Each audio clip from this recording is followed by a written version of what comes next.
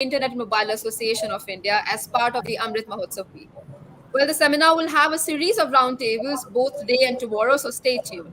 It's time for our first roundtable, that is key trends in Indian beauty, health, and wellness sector at the advent of e-commerce. Well, to set the context, I'd like to request Ms. Akriti Jain, Senior Manager from Invest India, to introduce the session. Thank you so much, Neha. A very good morning and a warm welcome to all. Welcome to the first session on key trends in Indian beauty, health, and wellness sector and the advent of e-commerce as a part of the e-commerce and digital consumer two-day seminar. On behalf of the Department of Consumer Affairs and Invest India, the National Investment Promotion Agency and Facilitation Agency of India, I welcome you all.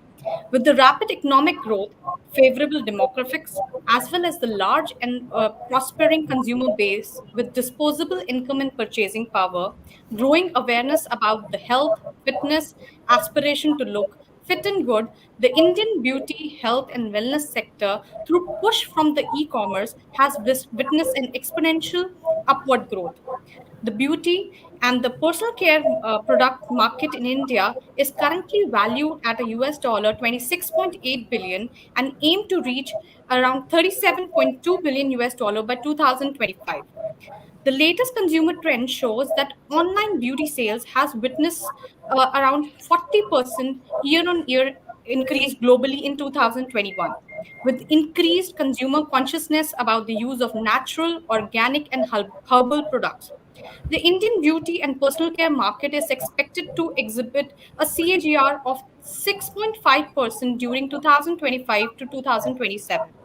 Also, India is one of the pioneer in the alternative system of medicines and has an unparalleled heritage represented by the Asian and old age traditional treatment methods such as Ayurveda, yoga, herbal treatments, etc. The e-commerce has transformed the way business is done in India. With the increased internet penetration and smartphone use, it is estimated that 900 million people will be active internet users in India by 2025. So it is important to ensure all consumers are heard and protected as we move into the new phase of digital India. Keeping this in mind, the Department of Consumer Affairs and Invest India, in association with the Internet and Mobile Association of India, proposed to conduct this panel discussion, bringing together the leaders and the key players from the beauty, health, and wellness industry in India, in line with the government efforts towards the consumer protection and ease of doing business.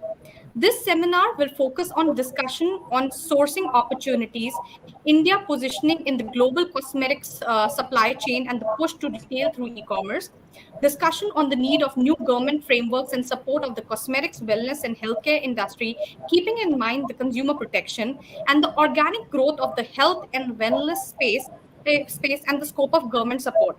So once again, I thank you all for joining us today, and we hope this session will contribute for making this sector more consumer centric and bring ideas and best practice on how to position India as global cosmetics and wellness hub. Thank you so much. Over to you, Neha.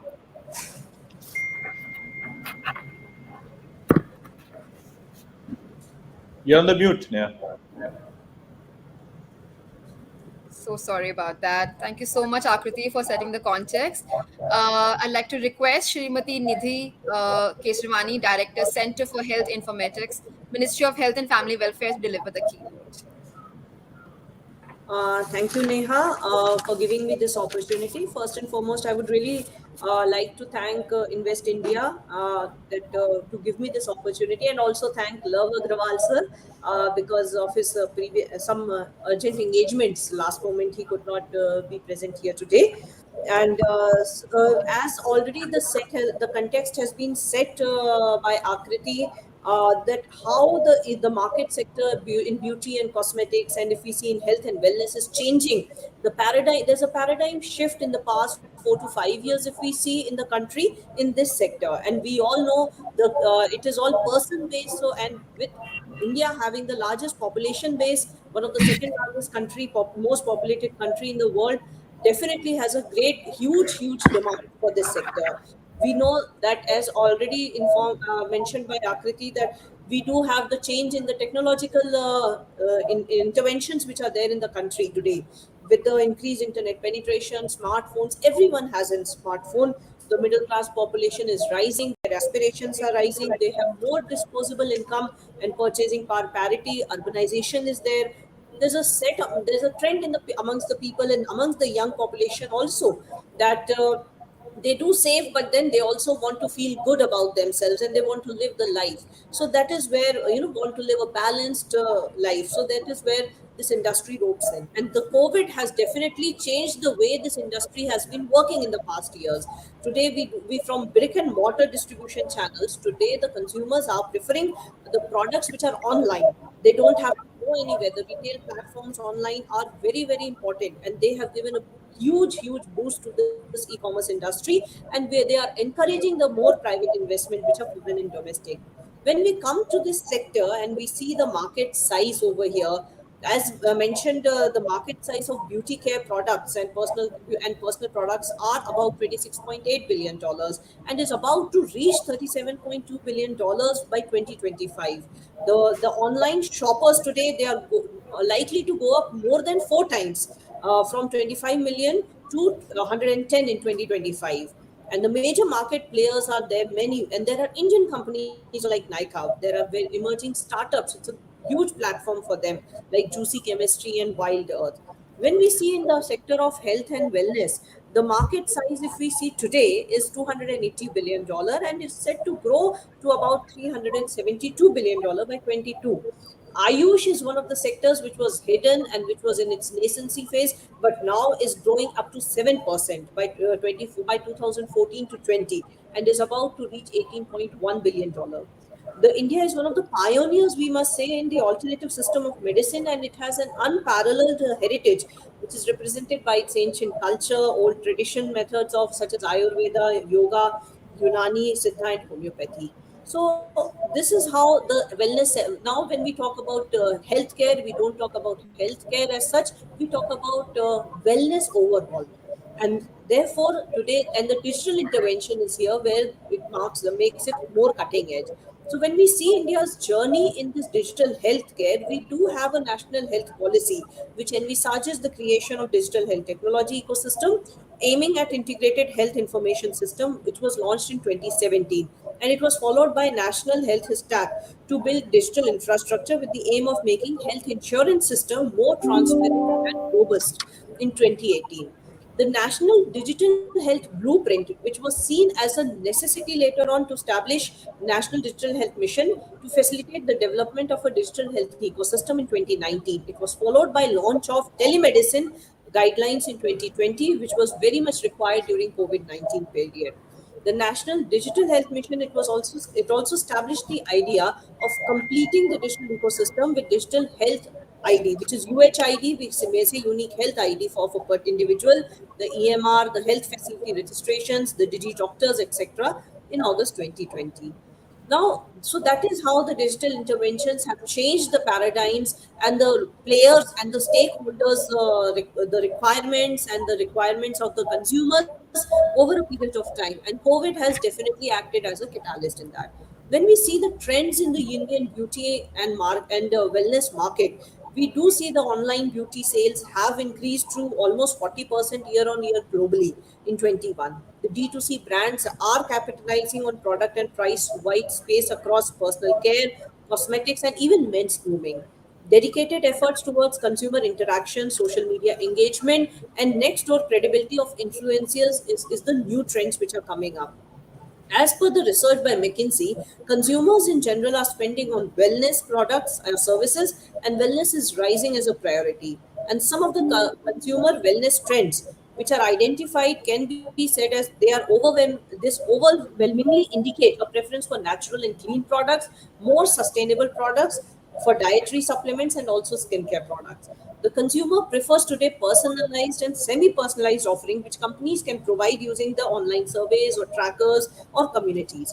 There's a need for brick and mortar stores to create digital offerings by developing supply chain, package sizes, marketing, and product lines specifically for e-commerce. The role of influencers is increasing today in the wellness market. The traditional companies, they really need to revisit their strategy for engaging with consumers through influencers. There's potential to delve in niche segments within health and wellness, especially for new and non traditional players to develop targeted offerings, gender specific or concern specific items or the products. The global wellness market, as per McKinsey, is estimated more than $1.5 trillion with annual growth of 5 to 10%. Further, it has divided consumers' view on wellness into six dimensions: better health, better fitness, better nutrition, better appearance, better sleep, and better mindfulness. So there is rise in demand with with this growing health awareness, and it is changing the attitude towards preventive healthcare, increasing the lifestyle diseases and insurance accesses. India may become the third largest consumer economy by 2025. The increased FDI investments are there and which are giving new opportunities in the wellness industry is one of the 20, and this wellness industry is one of the 25 focus sectors under Make in India initiative. The Ayush sector is permitted now by the government for 100% FDI by automatic route. With government's focus on this industry, the private investment opportunities have also widened. When we see the employment opportunities which are creating with the increased size of this industry, the demand for semi-skilled and skilled professionals have increased, which is creating more employment opportunities. The increased impetus to new players, the startups and MSMEs to tap the market potential is there, and it has considerable potential to use the credit support incentives provided by government or private funding and bring out new offerings as the consumers are becoming more open to exploring newer and better options in health and wellness segment. The opening up of new opportunities in wellness sector, Ayurvedic and natural products, the herbal treatments and health supplements are a new area. The digitization and the new age methods which are being technologies which are being used, they have given the with the given advent of internet and smartphones, the association with technology has increased. The new age consumers today, they engage with online channels throughout the shopping journey, from searching for products or services to buying it, making payments and sharing it ahead using social media channels. The change in consumer behavior has given an impetus to retail overall, especially the e-commerce. So the initiatives which government has taken over the period of time, we can see the one of them has been the telemedicine guidelines. So which provide information on various aspects on telemedicine, including information on technology platforms and tools available to medical practitioners, thus integrating technology with healthcare delivery. This was a breakthrough in digital health journey for India during the pandemic. The Ayushman Bharat is one of the largest health insurance schemes in the world with 50 crore beneficiaries, and this has a process which is cashless and paperless and totally digitized. The Ministry of Ayush was formed in November 2014 to overlook the optimal development and proliferation of Ayush systems of healthcare. The PM Care Fund and Trust allocated about 201.58 crore rupees, or roughly about 26 million US dollars, for installation of 162 dedicated PSA medical plants, oxygen generation plants in the public health facilities all over the country during the pandemic. Over 200 billion US dollar to be spent on medical infrastructure by the government by 2024. The country has developed a vast Ayush infrastructure comprising 13.8 lakh registered practitioners, 3,986 hospitals, and more than 27,000 dispensaries. Other than government initiatives by the Ministry of Health, the Ministry of Skill Development and Entrepreneurship is also supporting the cosmetic and wellness industry. Various initiatives like Skill Initiative Program under Skill India Movement, which imparts vocational training with courses on wellness such as beauty and hairdressing, yoga, and naturopathy, among others, are boosting this e-commerce. The Pradhan Mantri Kaushal Vikas Yojana or PMKVY, which provides short-term trainings through accredited and affiliated training partners. And the National Skill Development Mission, the government has formulated national policy for skill development and entrepreneurship to strengthen the framework of the institutional training in in the areas which are required in the services. The Pradhan Mantri Kaushal Kendras, it runs industry-driven courses with focus on employability and skill development. The National Skill Training Institute for Women provides vocational training to women. The Mudra Yojana for women provides financial support to women entrepreneurs. With so and more other initiatives are there which cannot we cannot make an exhaustive list for them. Now, what is the way forward with this? The way forward, in my opinion, would be that to expand the skill development program need to introduce the initiatives or schemes in consultation with the private partnerships for increasing the outreach of skill development programs and make them more relevant, especially in tier 2 and tier 3 cities of India. We must promote India as a global market for medical tourism, which has one of the cheapest priced medical procedures and acts as an attractive destination for yoga and wellness therapies. That we must define the regulatory framework also, so that to ensure that the wellness products and services which are used here in the country are standardized, and which and it becomes difficult for the fraudulent players and substandard products to enter the market, because in 2017 the e-commerce industry lost about 3.4 billion US dollars in gross merchandise value due to the return of the products for various faults. So that is how we must ensure that these regulatory frameworks and the catalytic environment is in place, which can boost the e-commerce industry on this cosmetic and wellness sector, and overall the potential of this sector of a country can be harnessed. Thank you so much.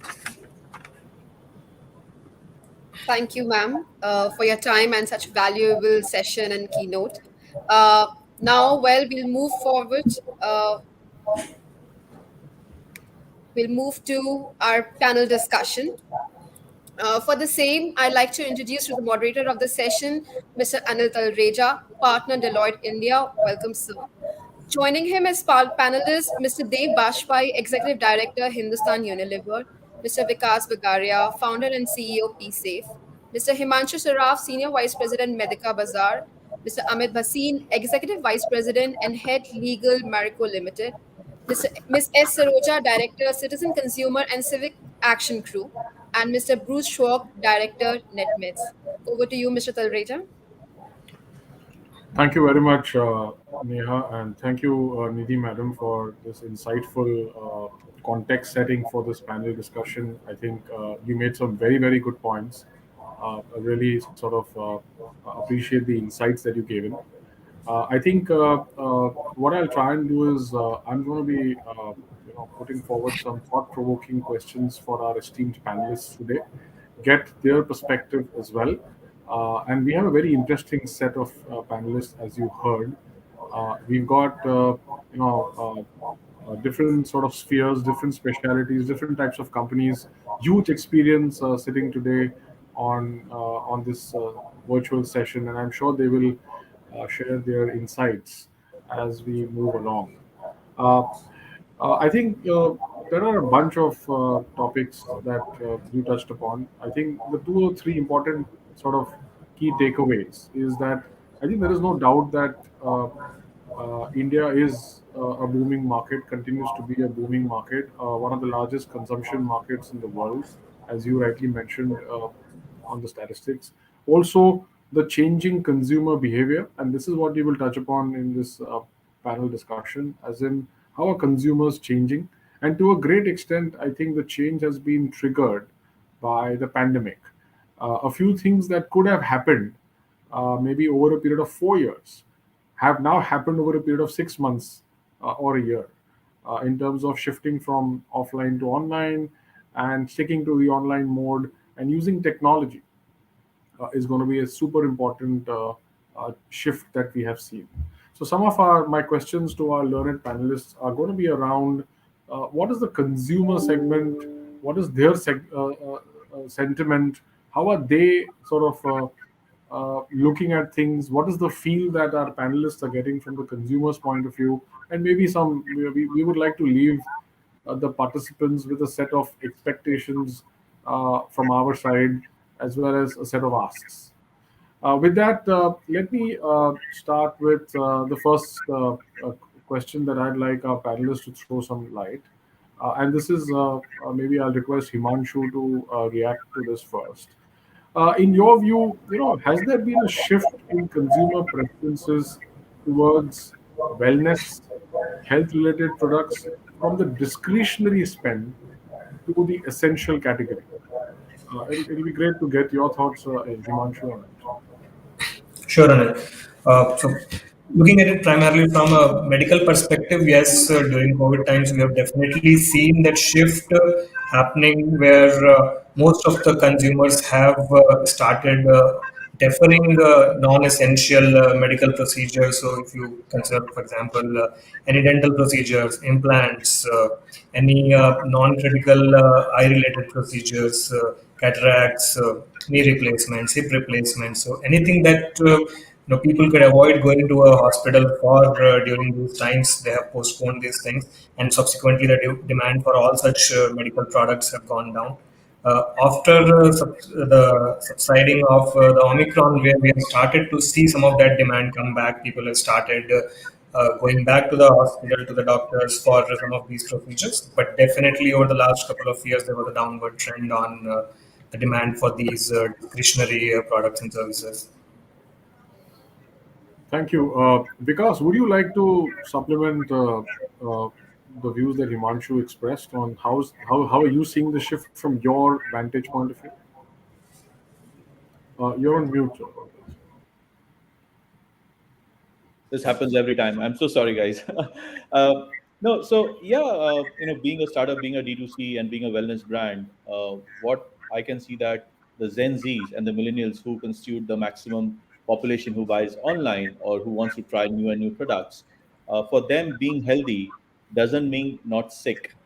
It's a way of life. I think pandemic has learned a lot of people that we have to be healthy, and it doesn't mean we have to be sick. And because of that, people are adopting a lot of products which are sustainable, which contribute on a better or a positive way to the environment, and that is how things have changed. If I take PSEV as an example, toilet seat sanitizer, it was just like in any other product, but it becomes so essential that you'll find these in each and every woman's purses.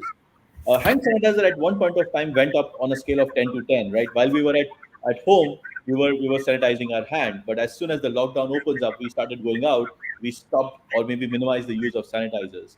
So I think the overall shift has happened. The consumer are more educated thanks to the vast social media influencers and more people talking about sustainability, the quick logistics, the quick commerce. That's giving the opportunity of people to try new product and explore new products. So I think that's gonna stay there forever. Thanks. I'd like to bring in Bruce here from his perspective. Bruce, how are you seeing consumers changing their approach and attitude to this? Yeah, well, I think it's just such a great question because when you look at the point, the question of what is essential, for sustenance of life, there's really only a few really essential components: air, water, food. For some, medicine is essential. But the rest of that becomes choices. And I think if there's any silver lining to COVID, for me, the main one is that people used it as an opportunity to kind of rediscover themselves and determine what really was important for them. There's an old adage, as you have gathered, I'm sure. I'm originally from America. I've lived here for 14 years now, but there's an old adage. I guess it's a worldwide adage that says, you've got to stop and take time to smell the roses. But I think during lockdown, people realized they could take time to stop and actually grow the roses. And, things like gardening and cooking and fitness and music. People discovered, some of whom had never done such things before. And now, being able to stay well, as it was just said, not to not be sick, but to stay really well, has become essential. So people who may have never considered fitness before are now really into fitness. They may be growing gardens on their terrace. So there's a whole new set of what is essential. And I think we're all realizing that through increased consumerism in sectors that really are finding footing that they never had before. No, thanks. Maybe, Dave, it'll be great to get your insight on the shift from discretionary to essential. Uh, what do you think? Yes, Anil, thanks. I think to answer your question, one is to understand what is on trend insofar as the beauty and personal care industry is concerned, and what are some of the trends that are driving the beauty and personal care sector. And if I have to look at those, there are probably three or four. Some of the previous panelists have talked about it. But I think the most important ones being the continued focus on naturals and sustainability, where nature-based beauty, goodness of ingredients like aloe vera, etc., is coming to the fore. Modernizing of ancient beauty, there are products now in the market like face washes that are classic examples of ancient practice being brought into modern formats. And the most important, I thought, which we have noticed over the years, is the whole issue of no nasties and clean beauty. And this can be articulated more in the form of cruelty-free, chemicals-free, toxins-free, positive, plastic positive, etc. So this is fast growing and possibly it's the most also unregulated part of the industry. The other big trend is beauty backed by science. Emergence of scientific ingredients in beauty like vitamin C, niacinamide or retinol, etc. Specialist science-based beauty brands have been launched like Dermaco, Minimalist or Healful, and beauty devices and more potent formats like serums, patches, masks. So again, this space is something which needs to be, there are again a lot of claims that are being made in this space, and one has to be careful about. The other big trend that we notice is the holistic wellness, and the previous panelists have talked about it, self-care or nutri-cosmetics. And the important thing that the consumer today expects is personalization. And this is articulated more in the form of customized beauty products for body parts, for skin, for hair, and for when you're using technology, for eyes, lips, elbow, knees. There are personalized beauty products that are available, and beauty that is enabled by technology. Example, a virtual try-on tool that many brands, including ours, like Lakme, uses online that allows you to try various products virtually before making a purchase. So essentially, what is in trend clearly indicates that there is this shift which is more or less happened.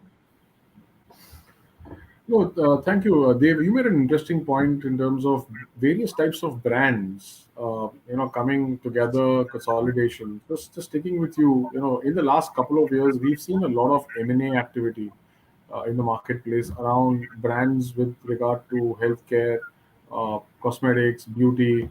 Do you believe that, having seen all that activity, do you believe companies still have dry powder to further, take sort of further acquisitions to be made for them to consolidate this bouquet of products? So of course, I think personal care, beauty and personal care is about almost about 40% of the organized FMCG industry in the country. And the beauty market in India, like across the world, is pretty fragmented. And there are newer brands which are coming by the day. And what is proliferated or propelled this trend is the online platforms, allowing new brands to reach consumers without requiring any physical presence in stores. And COVID has further accentuated this whole trend and fueled this. And this is something which is clearly there to stay. And to answer your question, I see a lot of space for good brands, for differentiated beauty brands to still make the number. And also, another big thing that we have noticed is the ecosystem around third parties. Look, what's also being seen is that formulations and packaging are available. They can be bought for a price. So with less R&D, with less expenditure on investment on R&D, you can be present in the market fairly quickly. And in the Indian context, where many of the personal care categories historically were reserved for small scale manufacture, for instance, toothpaste, hair oils, all these items were reserved.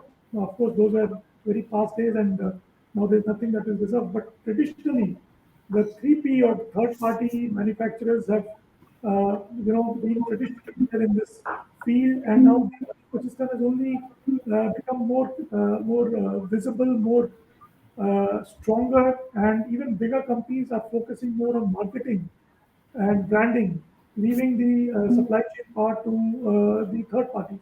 So to answer your question, I see there is a lot of space, and the present situation is only propelling that behavior and that opportunity that exists in the personal care and beauty space.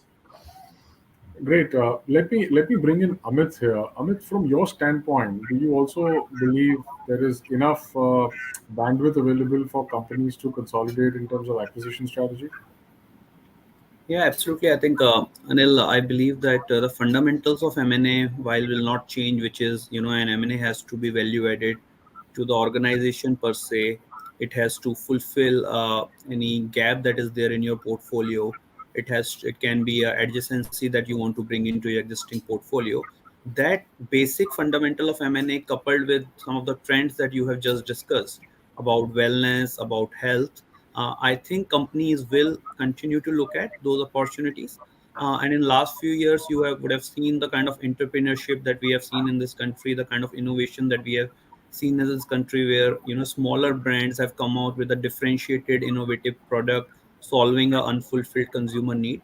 And I think those trends will continue to happen, and that gives again opportunity for players to acquire and fulfill some of the portfolio gap that they may have. So I think, to answer your question, we will continue to see the M&A trends, which of course fulfill and add value and growth to the organization. So, Amit, interesting point here. We see a lot of moving parts, whether it's the brands, the consumers, the thinking, the behavior. I mean, in your view, and I'd love to get your thoughts, and then maybe I'd request after you, Saroja, to give her thoughts. Do you think we need an updated redressal system for our consumers and companies, so as to ensure that there are no two things falling between two stools or things going unnoticed? No, absolutely. I think in the previous question, other panelists have touched upon this point that consumer today are more aware, right? Where there's a new concept which is emerging, which is a universal activism, right? Where you are not only having your own views, you are hearing to a lot other views. We talked about influencers, we talked about what is happening on social media. So I think consumers are hearing that, and I think they have a very strong view on things. Uh, while consumer are ready to try technology, the basic fundamental of consumer behavior hinges on trust, and that's what they are seeking. That's what they are seeking, that when I am making a choice to go and buy online, what I am getting is a right product. The claims that you are making is a right claim. And if I have a grievance as a consumer, at that time it should not happen that I don't know where to go to, right? And I think in the current system on a e-commerce, and I don't want to dwell a lot into it, but there are issues like who holds the accountability if there is a product deficiency, whether it is a seller or the platform, right? And those are like endless debates that are there. I think as a country, we need to give comfort to the consumer to accept the new technology and accept the advent of e-commerce without fear of protection of consumer rights. Their rights have to be protected. If the consumer has a problem, it should be one window where they can have their solution. So I think you touched upon an important point of a redressal, and I think, yeah, while we have a lot of mechanism for redressal, I still believe that there's a lot that can be done where consumer feels comfortable, being online, interacted with technology. Cool. Uh, no, thanks for this. I think this is quite insightful.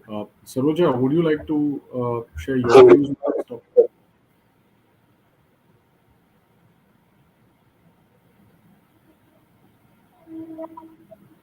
Saroja, we can't hear you.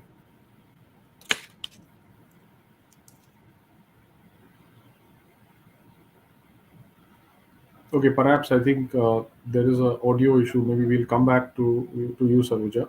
Uh, just let's move forward a bit more and talk about the pent up demand.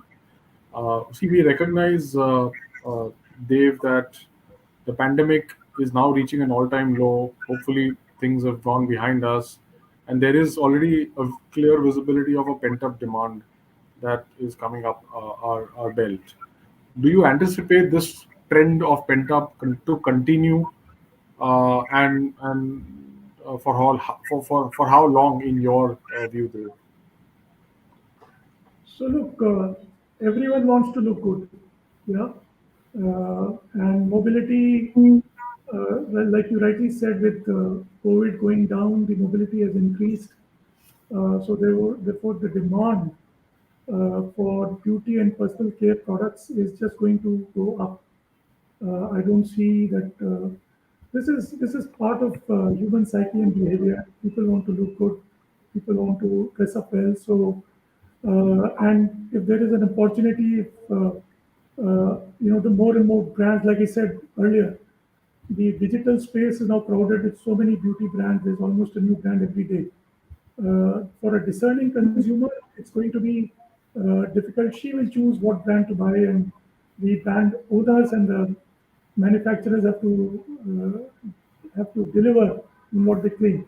So, to answer your question, I think the beauty and personal care sector would become stronger. There would be a continuity in demand. Even the rural consumer is becoming far more discerning, and like I said, everyone wants to look good. So I don't see an issue there. It's just that the consumer is becoming more and more conscious, and therefore we should address her need.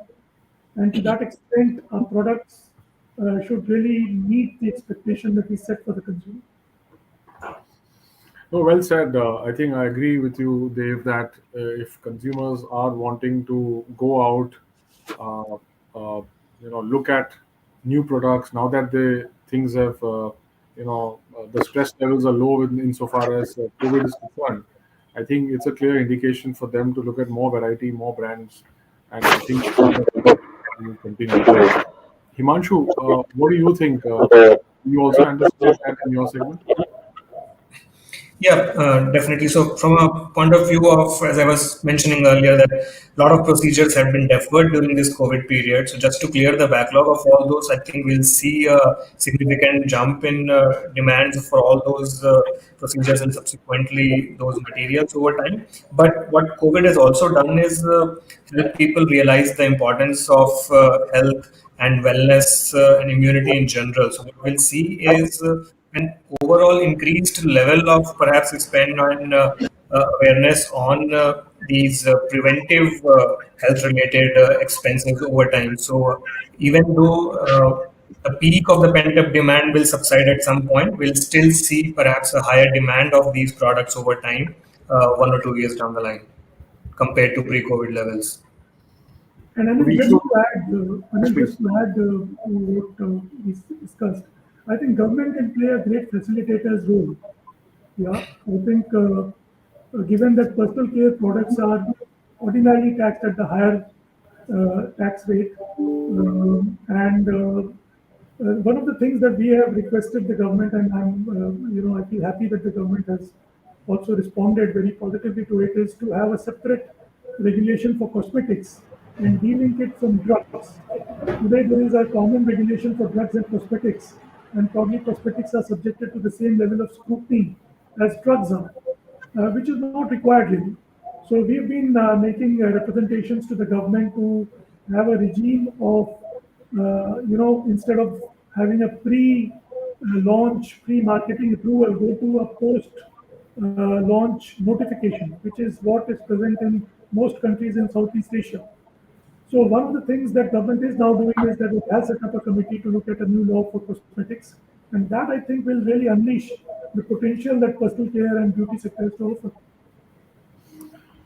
Well, I think it's a good point for me, Dave, to bring in Vikas here, because I mean, I think we spoke about the regulations behind it, the government being proactive. I think there is no doubt about the fact, in spite of the fact that everybody was, affected in one form or fashion with COVID. Every individual in this country knew a friend or a relative who had COVID. In spite of that, the government had come up with so many announcements, incentives, and they continue to do it. So there is a clear amount of proactivism that's available there.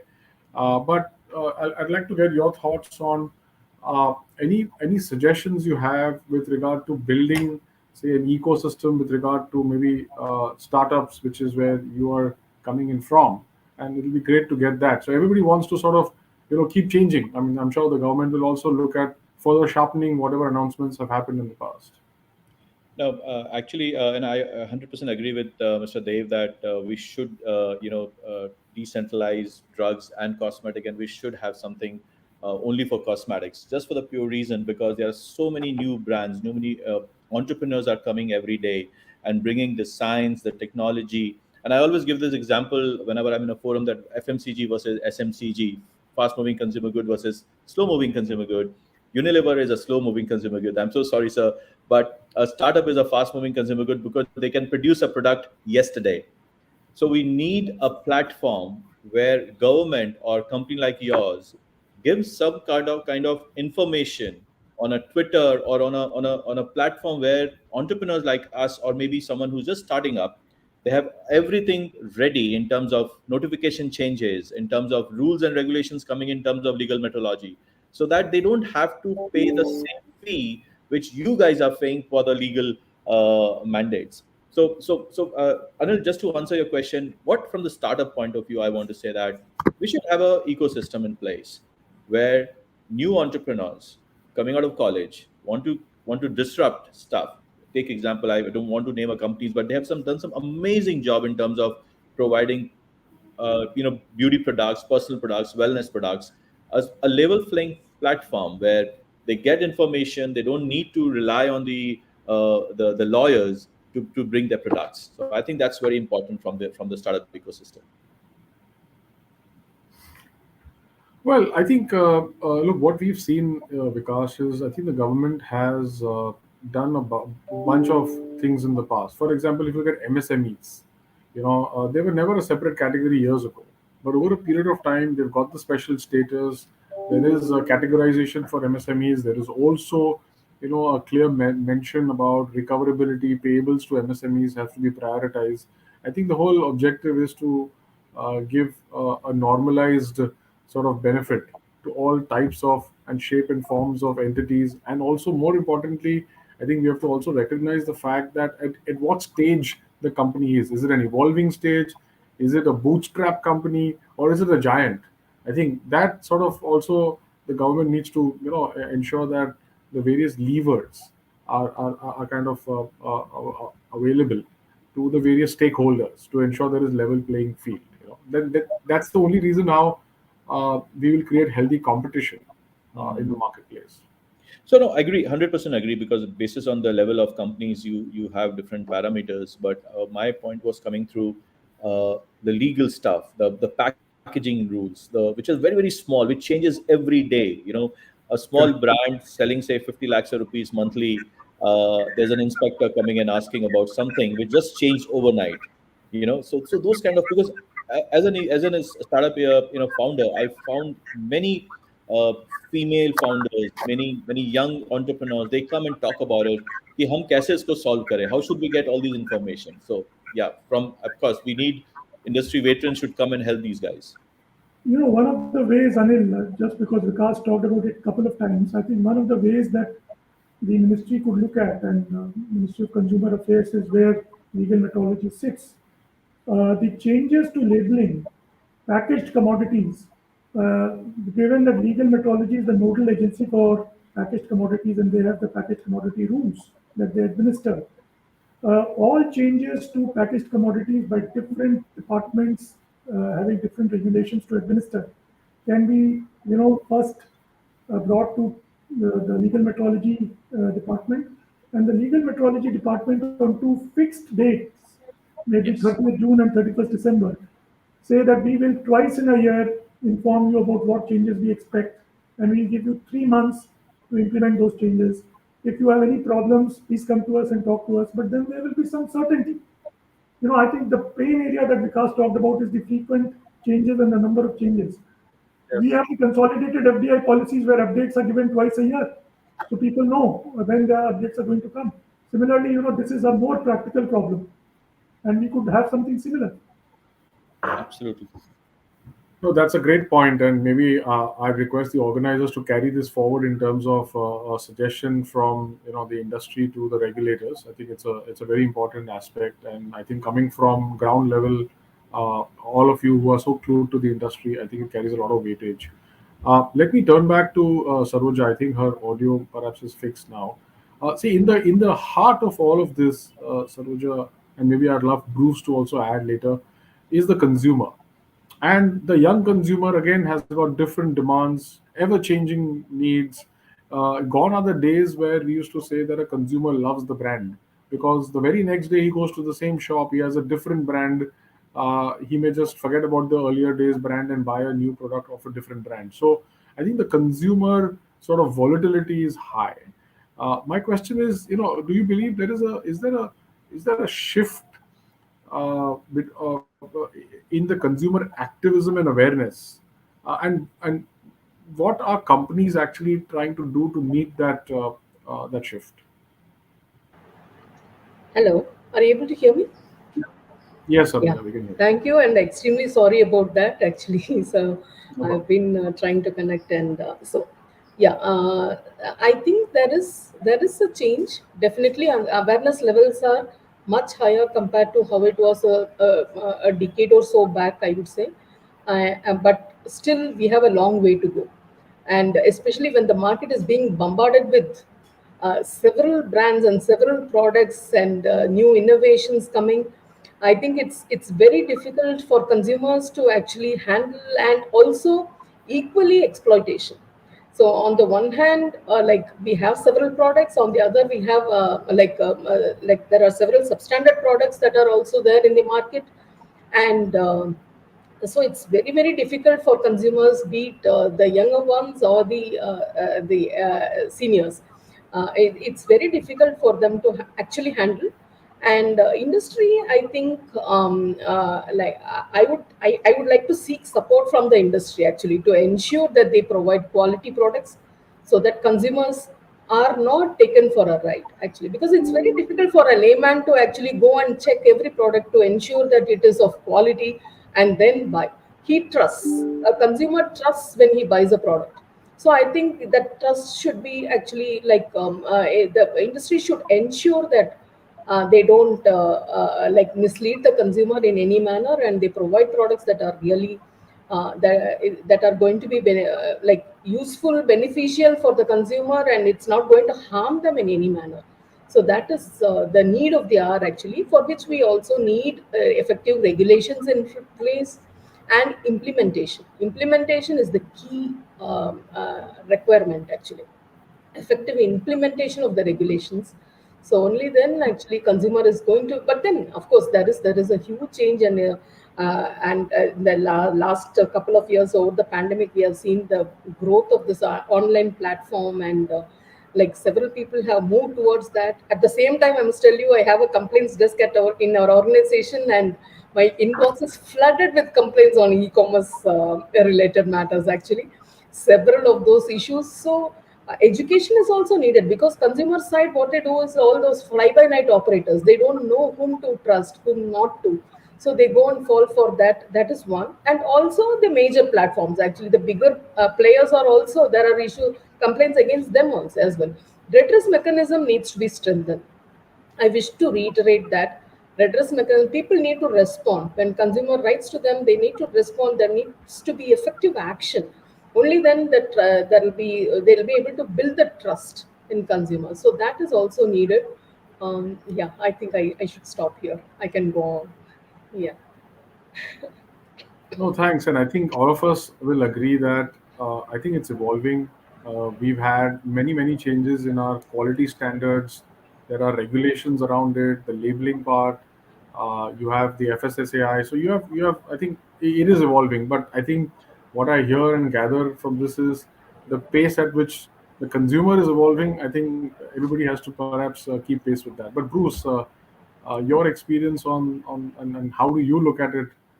This is how you've seen in the past. Well, we're in sort of a unique position because the brand that is NetMeds actually trades in so many other brands. So it's essential. Um, our growth has been pushed forward by gaining people's trust. They can trust us, and one of the main pillars of that trust is the fact that our CEO and founder's family has been in the medicine business for over 100 years. And we make sure that the consumer is aware of that. Then you combine that with the fact that we have now become a reliance company, and that combined with the Dada legacy, the Reliance marriage has it just made it a moonshot. So that I really believe that people's trust is in NetMeds. They can depend on us. They know that we are striving for perfection in an imperfect world. It is not going to get right every time, but we are going to make sure it gets right eventually. Our brand building is what we strive for, is to become a member of the family. And as you all know, you may have a fight with somebody in your family sometime. You may disagree, but you're not going to forget about them, turn your back on them, and walk away from them forever. They're family. So you'll work it out and you'll get back together. And that's our approach to building the brand and becoming what we are now and destined to be. Thanks. No, thanks, Bruce. I think that was a good insight on how you would look at things uh, from a consumer standpoint. So I think I do have a couple of more questions which I'm going to ask all our panelists. But I think just to take a quick stop here, reflect. I think we got some very interesting messages, suggestions, some requests to the government for looking at a few changes in terms of expectations.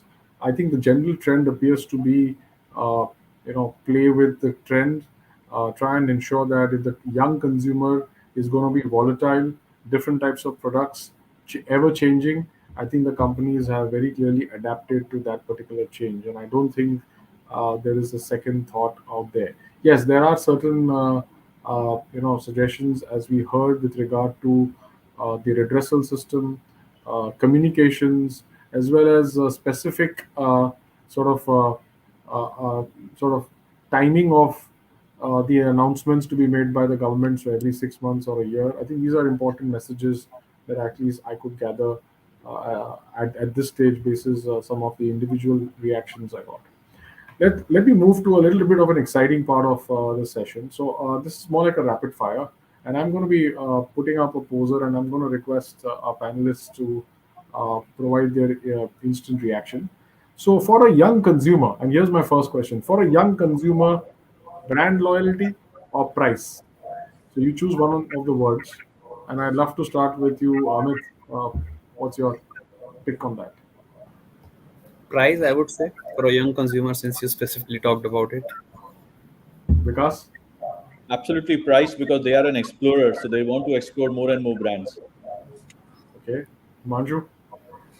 Depends on what product you're talking of. If I'm really passionate about something, like if you, then I don't mind paying a higher price to have that special brand with me. So if I can, especially if it's something I can show off to people. So Okay, Dave. And I would also add that young consumers are more aware than we think they are. So they are also looking for purpose-based brands and no nasties that I referred to earlier. So it depends. Price to start with, yes, but they would eventually get into this as well. Okay, Bruce. Yes. Sorry. That's a good So one. yeah. And again, too, it's what every consumer at every age, what they want is the absolute best, highest quality at the absolute cheapest price. It's a paradigm. It's a tightrope we all try to walk all the time. But again, I believe in the end, brand loyalty will win out. Cheapest doesn't always win. Okay, well said. Saroja, what do you think? Yeah, I was talking to a couple of my young colleagues in office this morning when I saw your and then I was told that they preferred brands actually than the price, and yeah, so I think I will have to go with their Good. words. So we got an interesting mix of responses, and I think some good insights. Let me move to my last question, and maybe this is again I'll go around and top of mind drivers in your case, which will bring a change in consumer behavior. So any three drivers that you have top of your mind, and you can put it in one word, two words, that will bring a change in consumer behavior in today's world. I'll start with you, Saroja. Yeah, thanks, Anand. So I would say first regulations, implementation of the regulations followed by education. Okay, that's nice, interesting. Thank you. Yeah. Bruce. Um, One word I would say that's kind of timely is phygital. Um, the marriage of digital and physical, and we are experiencing and enjoying it ourselves as we open hundreds of NetMeds Reliant smart stores where people can go and enjoy the cruising around in a nice big grocery store, and at the same time pick up medicines that they may have ordered online. So I think that that's going to be a play that we see more and more. Phygital. Okay, how do you distinguish that, Bruce, with omni-channel? It's just a cooler word. Okay, well said. Dave. No, building awareness, I think someone said that it's important. That's how behaviors change. And spotting trends and looking at what consumers expect. So addressing those. All right, great. Himanshu.